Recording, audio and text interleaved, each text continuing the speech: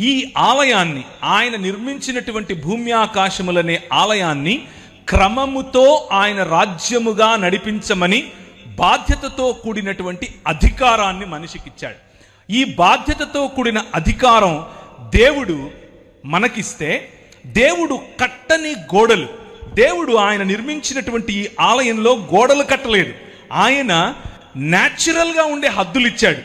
వాటి హద్దులను దాటి నీళ్లు రావట్లేదు, దాని హద్దును దాటి గాలి వీయట్లేదు, దాని హద్దును దాటి చెట్టు పెరగట్లేదు. లాస్ ఆఫ్ నేచర్, లేకపోతే ఈ స్వాభావికంగా ఉండేటటువంటి కొన్ని హద్దులను ఈ ప్రపంచానికి ఏర్పరిచి దాని ద్వారా సురక్షితమైనటువంటి జీవన విధానాన్ని మనుషులకు ఇచ్చాడు.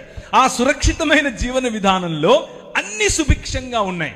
మనం చేయవలసిందల్లా ఏమిటి అనంటే, దేవుడు మనిషి వైపుకు చూసినప్పుడు ఆయన యొక్క సామ్రాజ్యం, ఆయన యొక్క రాజ్యంలో ఉన్న సుభిక్షత కనిపించేలా బ్రతకాలి.